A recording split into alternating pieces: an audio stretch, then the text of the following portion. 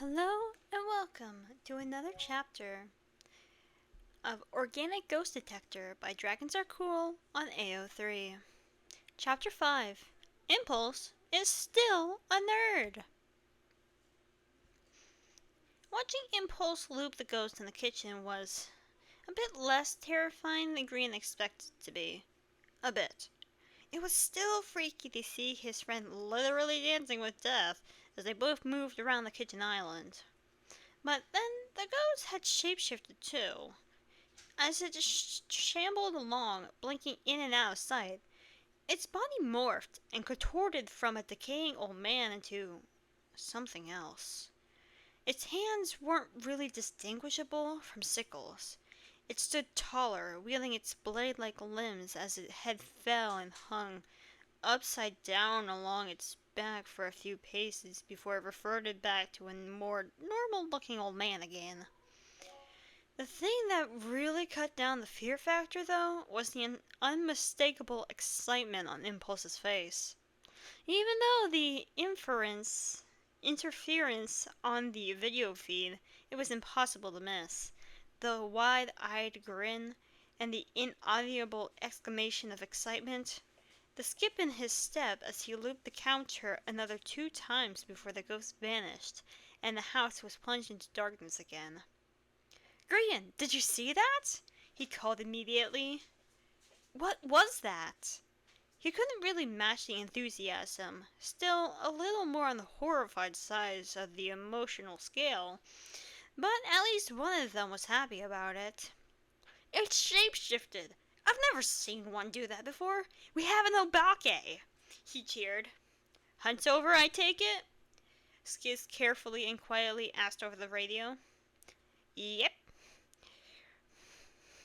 Impulse chimed back. "We can go now."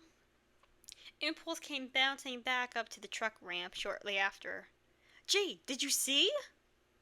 Green laughed a bit weirdly at him. "I saw it. That was creepy." "An obake, huh?" Skiz and Scar joined them again in short order, wasting no time in getting out of the haunt.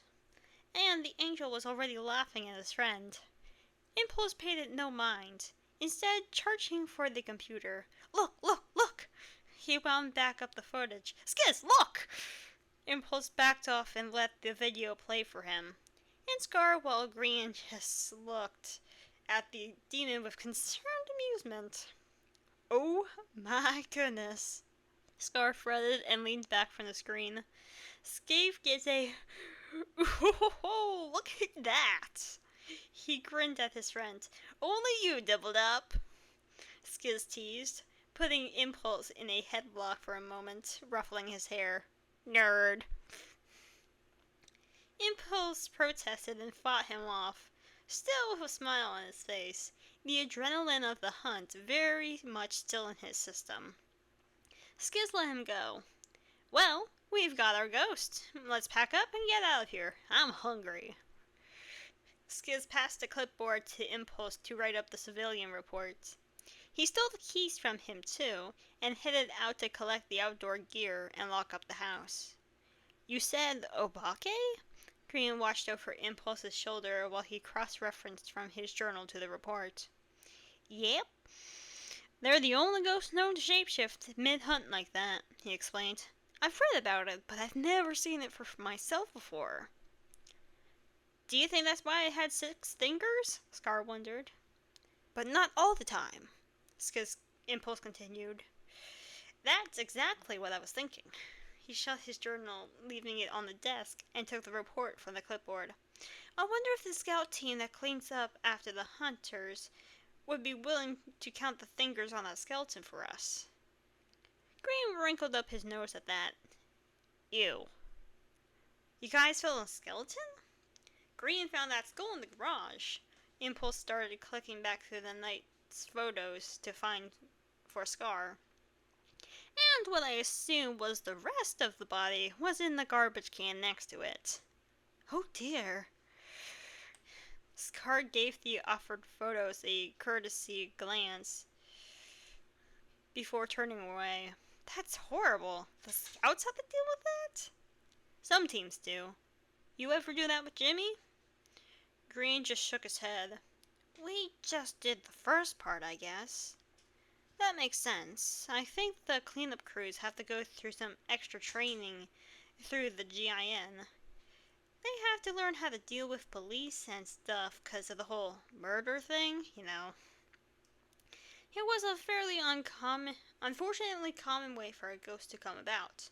If a ghost was there, odds were good there was some level of foul play involved. Lovely, Green surmised. Yeah, Impulse passively agreed. He took the report and replaced the clipboard before folding it up. He turned to lean back against the desk to rest for a minute as Skiz came back up into the van, hauling their outdoor sensors. Getting tired there, buddy?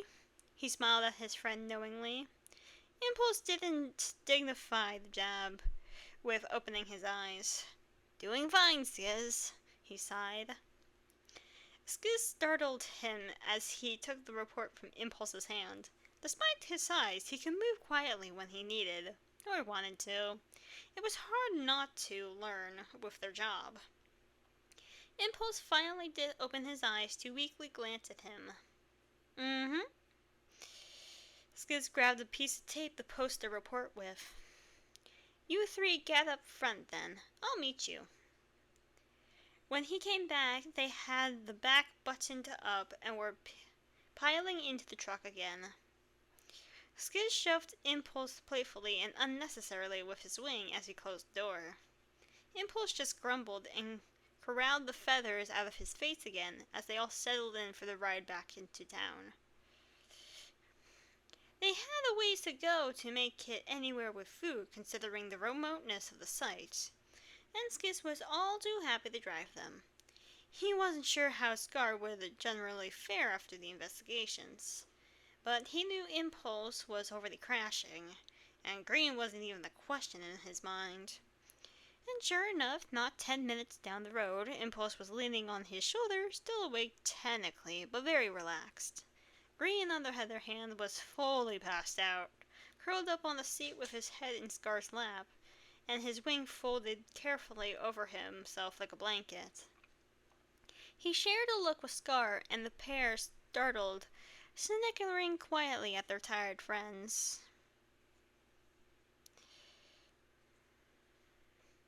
He was glad to see he might have another proper night owl on his side now. It's not funny, Impulse protested weakly. He stretched and forced himself to sit up on his own again. It didn't last long. He was dozing by the time they got back into town. Dinner was a shorter and quieter event than usual that night. The only place open so late at night in the tiny town was a convenience store. Skiz and Scar went to scrounge for some passable snacks while Impulse roused himself enough to go set up the hammocks in the back and move Green. The avian didn't stir at all, dead to the world. And it really spoke to how tired Impulse was too, that it took minimal convincing on Skiz's part to get him to just let Green sleep through their cobbled together dinner. And the only convincing it took to make him go to bed was another shove of his wing. Impulse willingly tipped into his hammock and pulled his legs up. He was asleep again in minutes. Scar just started laughing again, not concerned about waking either of them, and Skiz couldn't help but join in. See what I'm working with here, man? He joked. At least you know what to do if he's ever refusing to sleep. Scar sniggered. Just put a sheet over your head and chase him around for a bit. Skiz muffled his outrageous laugh into his hand, knowing he actually would be loud enough to wake them. Dude, he wheezed, dropping into his own hammock. I might need to try that now. Scar laid back then, too. Tell me first, I'll film it. Deal. Skiz reached over and turned out the lights before turning in himself. He laid awake a while, listening to Scar's breathing level out as he fell asleep too. He took comfort in the emotionless stillness of deep dreamless sleep around him before allowing sleep to pull him under as well. And that is the end of chapter 5.